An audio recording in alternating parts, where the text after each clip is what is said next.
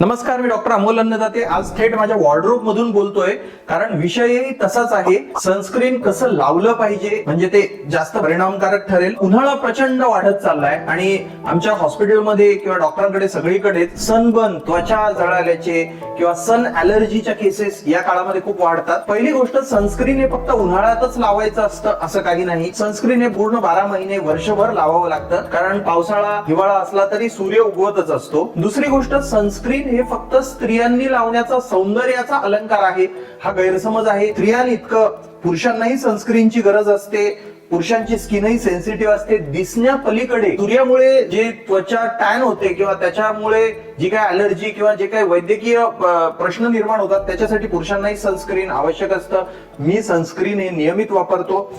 Sunscreen शक्यतो मी माझं बाहेर जाणं जेव्हा जास्त असतं तेव्हा मी SPF 50 त्याच्यावर एक SPF लिहिलेला असतो, याच्यावरही लिहिलेला आहे. सनस्क्रीन हा दर 4 ते 6 तासांनी लावायला लागतो. तुम्ही जर बाहेर असाल तर, आउटडोर असाल तर, जर तुम्ही इंडोर असाल तर तुम्ही 8 तासातून एकदा किंवा अगदी एकदाही वापरला तरी तो पुरेसा आहे. आता आपण येऊया मुख्य गोष्टीकडे. बऱ्याच लोकांना सनस्क्रीन कसा लावायचा, किती वापरायचा हे कळत नाही. माझी पद्धत काय आहे ती तुम्ही फॉलो करू शकता. तर शक्यतो 2 बोटांच्या पेरांवर जितका मावेल तितका सनस्क्रीन तुमच्या चेहऱ्याला, मानेला हा पुरेसा असतो. तुम्ही 2 बोटांवर तो सनस्क्रीन घेऊन दुसऱ्या बोटाने तो लावू शकता. मी ज्या प्रकारे दाखवेल त्या प्रकारे. माझं सनस्क्रीन मी शक्यतो लिक्विड सनस्क्रीन वापरतो. तुम्ही पण लिक्विड सनस्क्रीन वापरू शकता, कारण लिक्विड सनस्क्रीन हा थेट चेहऱ्यावर लावला जाऊ शकतो. तर माझी लावण्याची पद्धत मी तुम्हाला दाखवतो. सनस्क्रीन लावायच्या आधी चेहरा धुवून आधी मॉइश्चरायझर चेहऱ्याला लावून घ्यावं. एक 2 मिनिटं 2.5 मिनिटं थांबावं, आपली तयारी जी काय असेल ती करून घ्यावी आणि मग शेवटी सगळ्यात सनस्क्रीन लावावं. मी सनस्क्रीन हातावर बोटावर मी घेतच नाही, मी थेट चेहऱ्यावर लावतो. तर बऱ्याचदा अनअटेंडेड एरियाज असतात. कपाळ सगळ्यात महत्वाचं असतं. डोळ्याच्या खाली बऱ्याच लोकांना तुम्ही बघत असाल की डोळ्याच्या खाली टॅनिंग झालेलं असतं, म्हणून डोळ्याच्या खालचा भाग खूप महत्वाचा असतो. नाकाचा भाग तितकाच महत्वाचा असतो.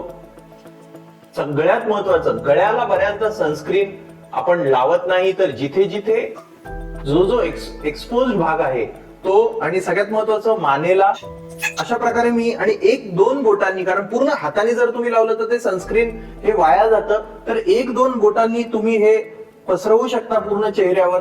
चांगलं सनस्क्रीन कुठलं, तर लावल्या लावल्या जे दिसत नाही, ऍब्सॉर्ब होतं, जे खूप वेळ असं पांढरट दिसत राहतं ते सनस्क्रीन चांगलं नाही. डोळ्याच्या खाली अगदी पूर्ण पसरवून आपल्याला सनस्क्रीन आयडियली घ्यायला पाहिजे. कपाळाच्या बाजूचा भाग, मी सांगितल्याप्रमाणे नाकाचा भाग, जे अनअटेंडेड एरियाज आम्ही म्हणतो, अगदी कानालाही बऱ्याचदा सनस्क्रीन लावलं जात नाही. तुम्ही बघत असाल बऱ्याच लोकांचे काही भाग हे असे काळपट किंवा टॅन्ड वाटतात.